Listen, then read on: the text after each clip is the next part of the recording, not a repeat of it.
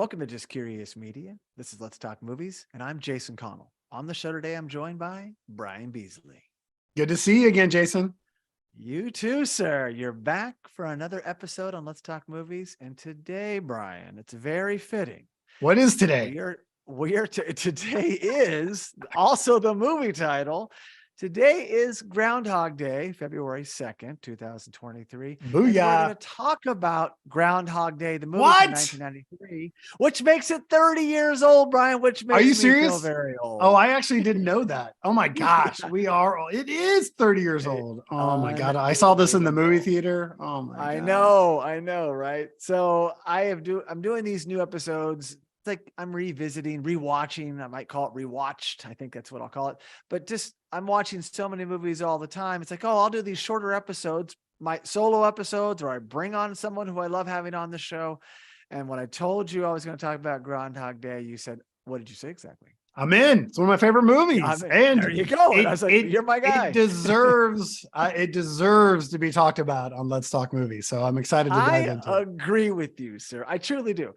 So, and I even have the poster up here. There it is, the famous poster. And there he is, that stupid alarm clock. Yeah. He's stuck in a time loop. So it is truly Groundhog's Day today, the 137th Groundhog Day. And do you know the verdict today that Puxacani? No. said? I mean, how unfortunate is that? I didn't even pay attention. Yeah. You actually sent me. I sent you a link, and I failed. I failed to even click it. That's how lazy I am. Are we getting 6 more weeks of winter? What did the groundhog? Did he get scared? 6 more weeks of winter. I had a feeling, it's a safer bet. It's a safer bet to not say that. And it's like, hey, wait a second.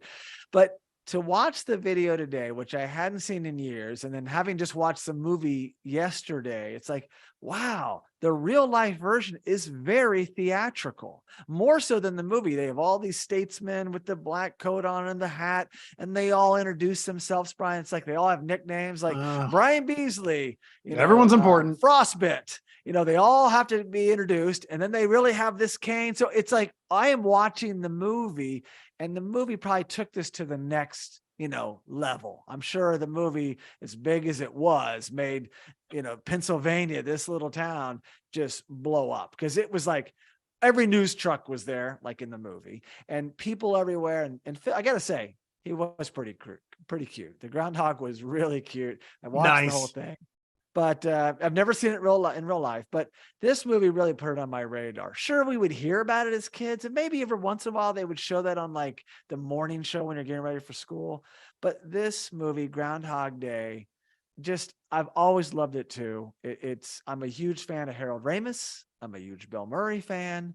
Yeah, mix those who isn't? Together, and more often than gold. Not, you get magic and gold.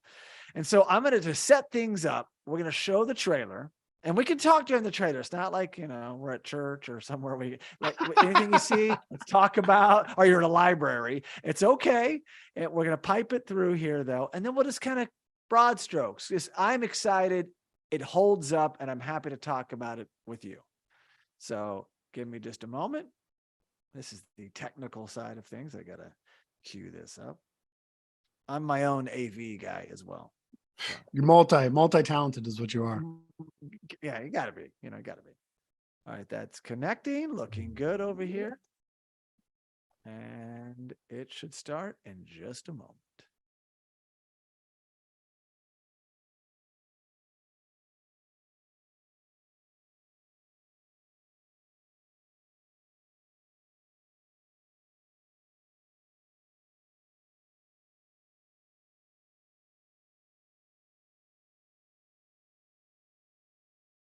So good. Bill Carter talent show. That's...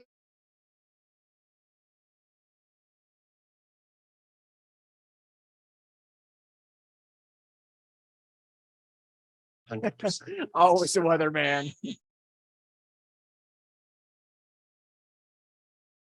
Picture. The same. Bill.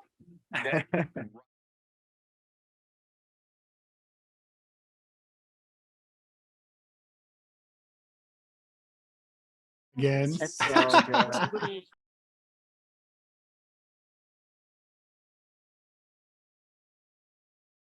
I don't know how many actors could have pulled this off.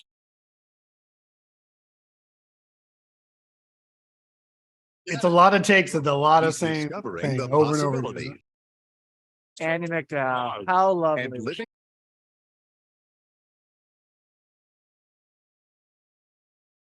Ned Ryerson.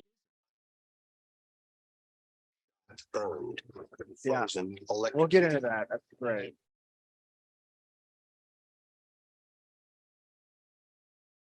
Chris Elliott.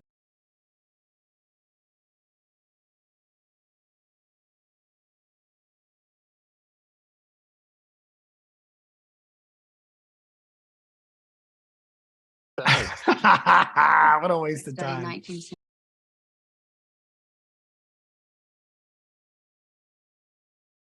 Note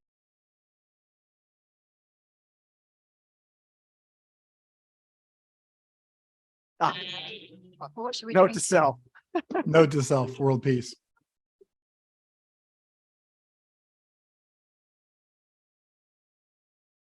Ad lib line there. Famous line. Yep. Now I have a problem with that. We'll get into that later.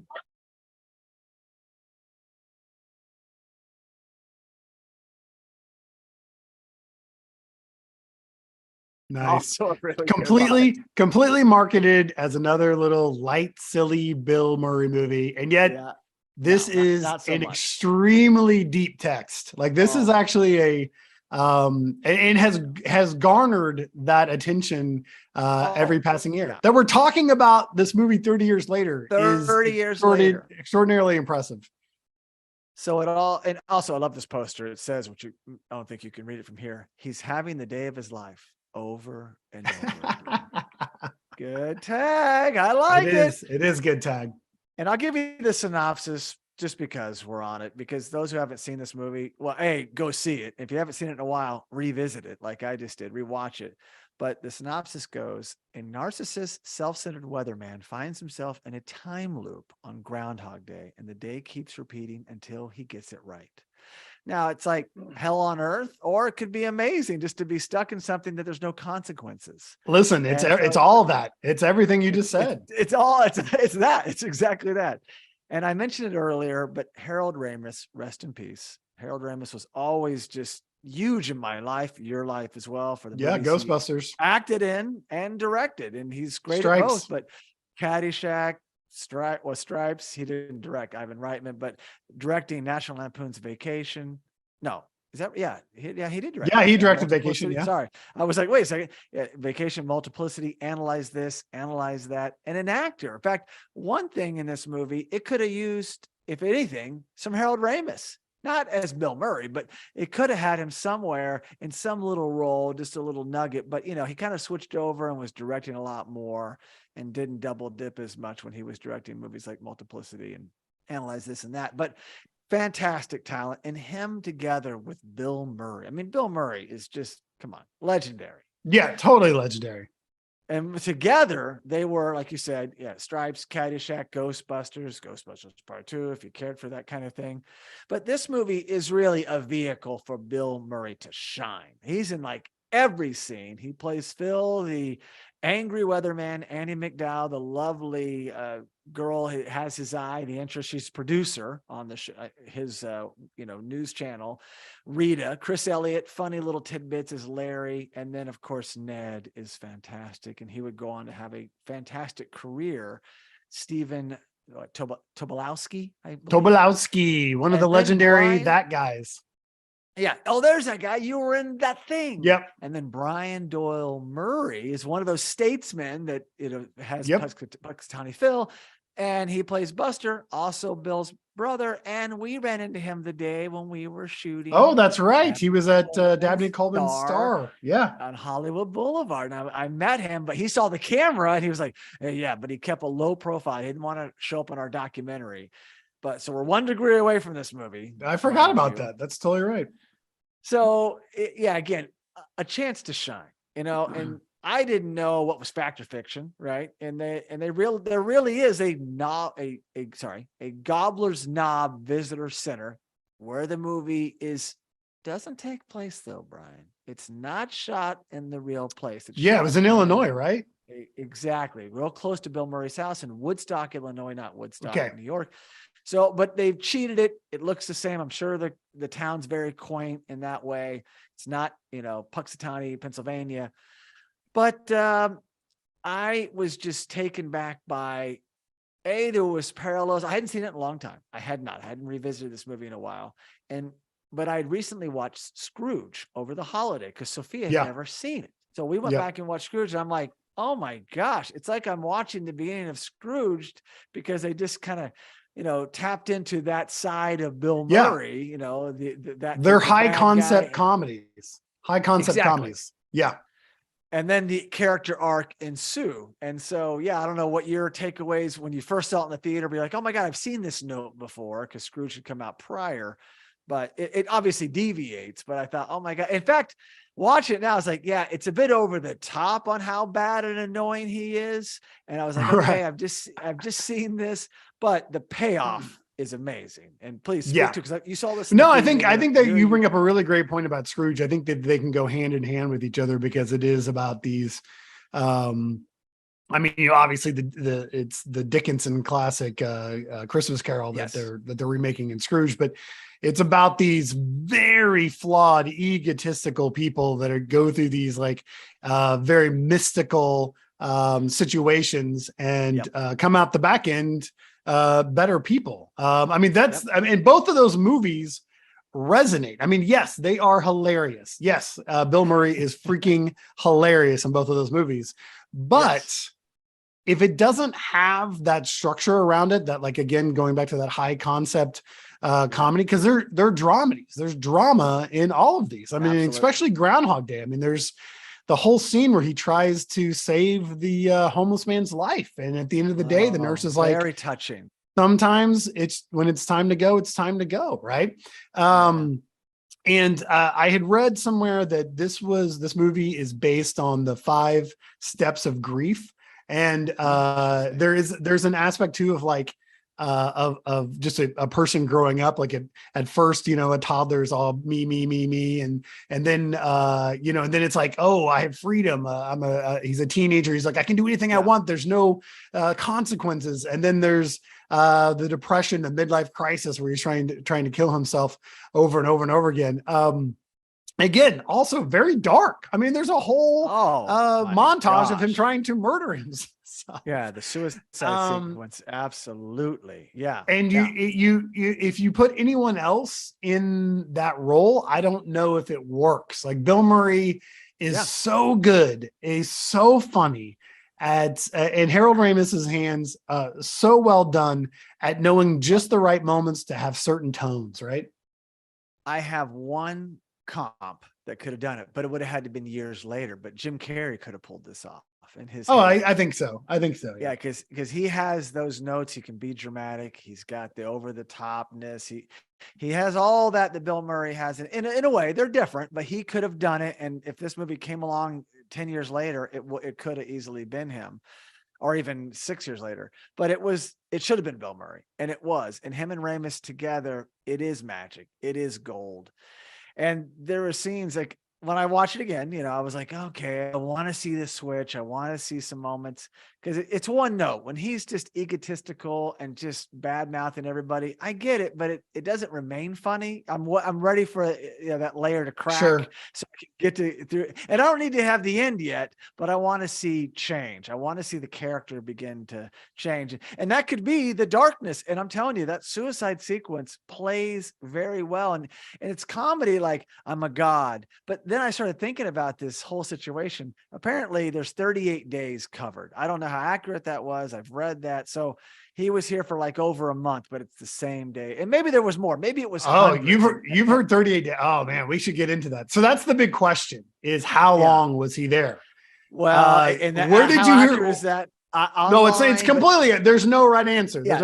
They probably went through and picked out every reset and that's 38. But right? where did, Like, no. Oh, so you're saying that he wakes up 38 times. That's what you're saying. But right. how Yeah, long, how long do you actually think he was in the time loop? Because that's the question. I think it's probably more than that. I think he could have been there so long that you get to this stage. I mean, he wants to end some days early because it's like, I cannot deal with this. He walks in front of a car, does a nosedive off of a plateau, because some days he's checking out 10 minutes into the day or whatever. So it could have been hundreds. We'll never know because the writers probably never say.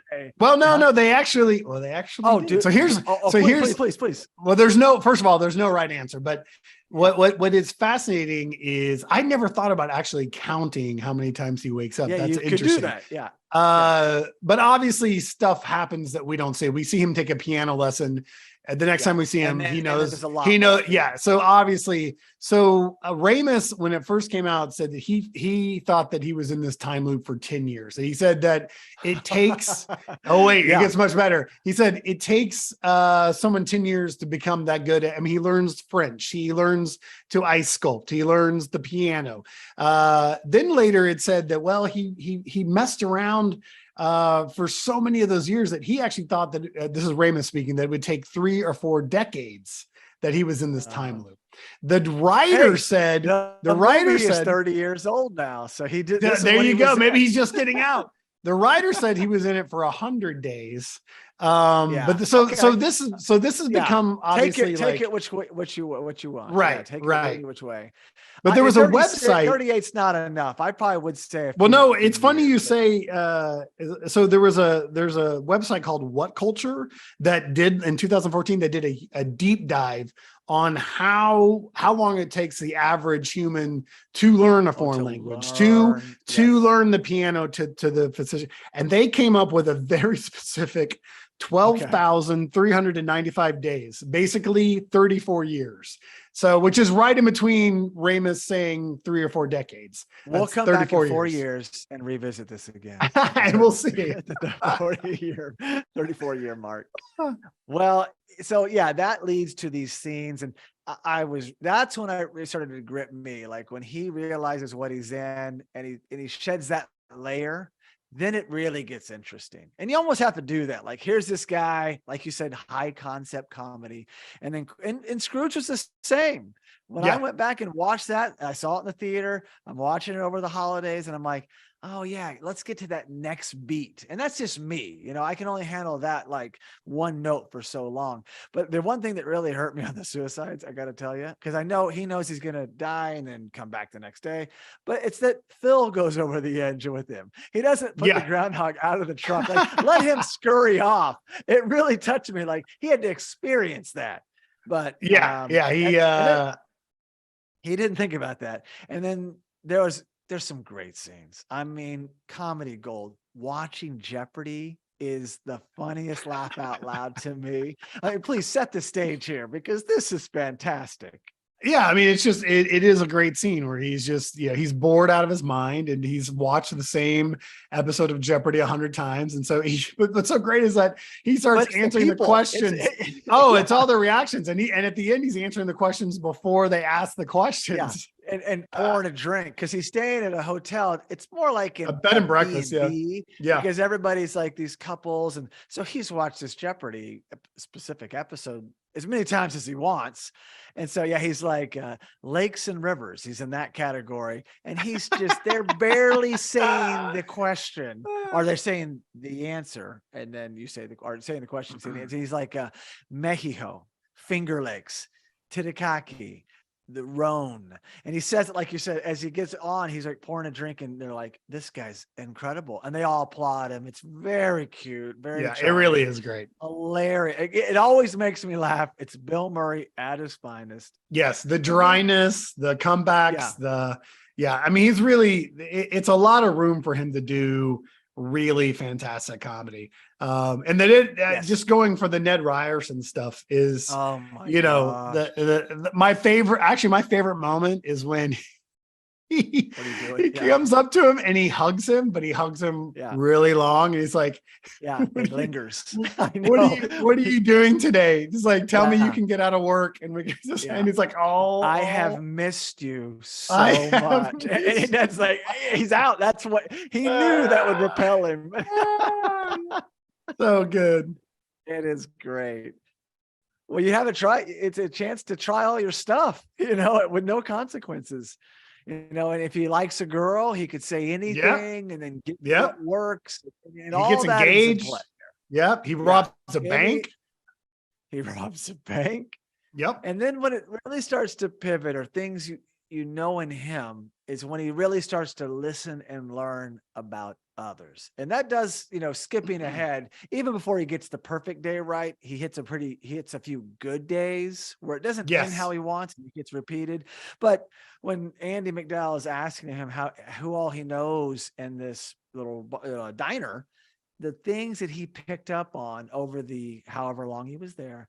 But I love it because he has got outside of his own bubble and really started learning little tidbits about everybody and caring. And like you said earlier, caring for the old man who's on his last leg and figures, I'll just save him. And knowing even when you save him, you're not going to save him. This is his time. And that's when it starts to be, things have pivoted. His moral compass is different.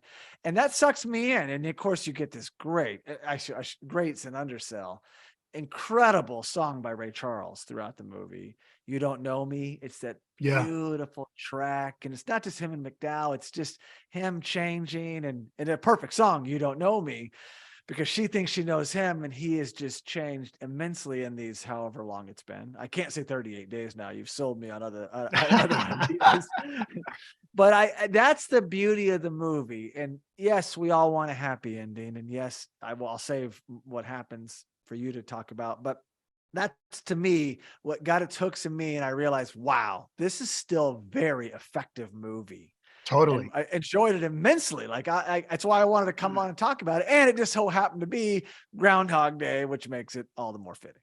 Totally. And I mean, the spirituality of the film is what's made it last. I mean, there are dissertations written about this movie. Like they teach this movie in certain classes. And I remember I saw this interview with Ramis, and he was taken aback by how it doesn't matter what religion you are or where you find your spirituality, you can find it in this film. Like, the Buddhists, I guess he'd gotten letters from Buddhists saying like they understood the film because like he gains enlightenment at the end, and that's how he gets out of this. Or obviously the Catholics see this as purgatory, and it's not until he completely gives himself over and as you said, he lives the perfect day. What is the perfect day? The perfect day is him changing the tire for the old lady, he's catching the kid, he's falling out of the tree. It's the Rotary Club, like getting his brother, his real brother in real life is choking on a piece of steak. Get sharper teeth if you're going to eat steak.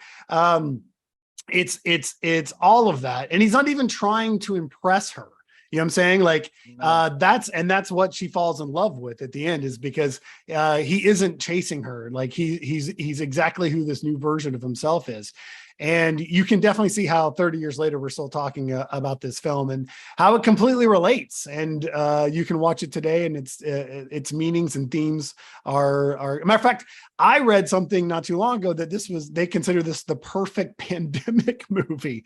So like at the end of 2020, someone was like, it's Groundhog Day, because that's what we were all living. We were living the same day over and over again. I heard it referenced a lot too, but not necessarily referenced to go watch, but we're all living. Yeah. Every day is the same. Like, oh my God. Dun, dun, dun, dun, dun. And we should speak to that. That's a great moment in the movie. We're hearing the Sonny and Cher track that comes on, right? On the, well, no, I'm sorry. I'm doing that. That's what they're doing when he gets to the Gobbler's Hill. It's the Sonny and Cher track. And what is it again? I Got You, Babe. And it starts with the line like, put your tiny little hand in mine, which is actually, the film opens with his hand over the green screen doing the weatherman, kind of like move. And if you listen to where the lyrics are, it's literally, the song is telling him what he needs to do. He needs to, go out and help these other people, or like, there's no mountain we can't climb, I think is the next verse, basically saying teamwork with the two of them. So it's all, again, to Harold Ramis and the writer whose name escapes me right now. Every single choice was completely thought through. Like every single thing that you see or hear is all part of it. Matter of fact, there's Danny Rubin, Danny Rubin, Danny Rubin, and this was his big break. And he literally like almost basically like invented this time warp thing, which now there's been like hundreds of movies and hundreds of series that have like taken this. But like, what's so great is like, when he comes out for the very first day that he's repeating, and he comes out and there's a lady that's like, "Oh, happy Groundhog Day." And he's like, "Didn't we?"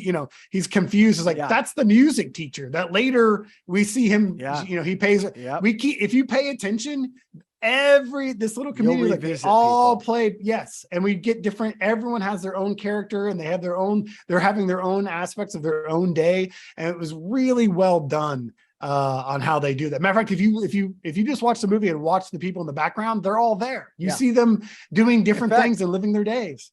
One of them is the film debut of Michael Shannon. That's correct. Marrying the WrestleMania.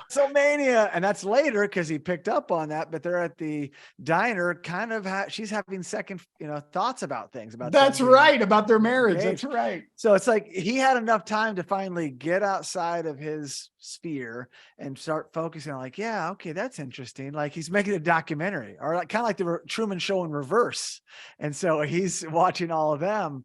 Was Truman Show? Yeah, there's a nice little comparison there. I watched that recently too, but this just hits higher notes, just mortality and just what he went through this whole thing. Like, I'm stuck here. Woe's me. To how can I benefit from this? What could I do to make this more enjoyable? And then when he gets all the right things in order, everything set up the right way, he gets what he wants. Well, it's like you said, a living hell or it's heaven. I mean, he's a slave to the time warp at the beginning, and at the end, he's the master of the time warp. You know what I'm saying? Master. And I love the ending, or near the end, because you do believe he's still after the perfect day, which is what he's after, and the perfect night with the girl and just being together, and there's a real kinship. They cue the song again. And we're all led to believe what? That he didn't get out. He's still there. But then how do we know? She reaches over. It's a great reveal. Yeah, she reaches over and hits that damn alarm clock. And he's shocked. Like the DJ's like, gotcha. They queued it up for fun, but it's like, that was it. They probably thought long and hard, how are we going to do that? Bringing the song back, having her go over him, and him realizing, oh my God. And he's changed. This isn't some facade, which is why it would have to be a while. This is real change. It's not like, it is. I did that. And if it was 5 days in, he's going to fall back into the tracks that he built in his life all along. He's that guy, but he's a different guy, more enjoyable guy. Not just about the girl. He's just happier in life. And it is a very, he's more fulfilled. He's more fulfilled. The way Mad Men ends, and I don't know if you're a Mad Men guy. Ding.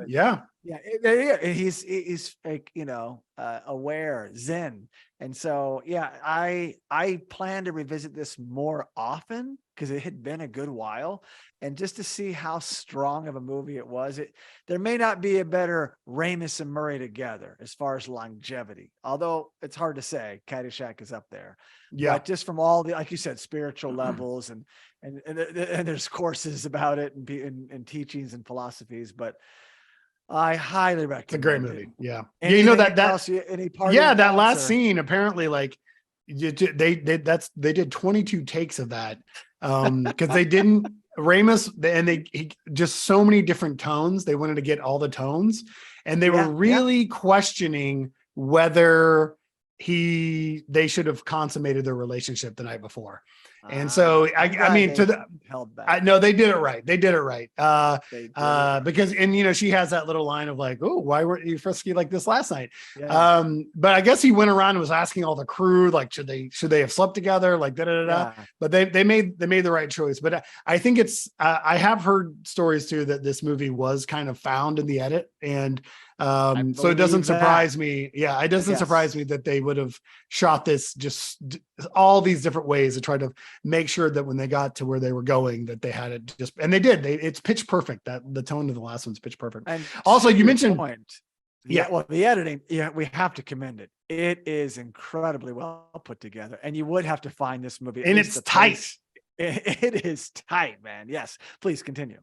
No, I was just going to say, you mentioned Caddyshack. I mean, has there ever been an actor and an animal comedy duo than Bill Murray and the Groundhog? I mean, there's two movies with going at it. He's fighting the gopher and not fighting the groundhog, but they have scenes. In fact, I read that he was bitten a couple times. Pretty bad. He had to get rabies shots. A lot of that was it truly happened. So he was probably like, use the puppet. Ad-libbed. It was ad-libbed when the groundhog was kind of scurrying around the steering wheel. So, but I gotta say, the groundhog was not killed in that one scene. It was not. That's correct. That's correct. Neither was Bill Murray. They're both alive and well. Although neither was Bill Murray. Maybe 30 years later, the groundhog is expired. But yeah. So, well, thanks for coming and joining me on this journey today. My pleasure. Very fitting. 30 years later, Groundhog Day, 6 more weeks of winter. And so without further ado, please enjoy Groundhog Day. So thank you so much for listening. And please be sure to subscribe to the Let's Talk Movies podcast and the Let's Talk Movies YouTube live channel. You can also really help us by giving the show a 5-star rating on Apple Podcast. And for all you listeners that enjoy sharing your thoughts, you can leave us a review on Apple Podcast, send us a direct message, or post a comment on any Let's Talk Movies social media platform. We also highly recommend checking out our other podcast and visiting justcuriousmedia.com.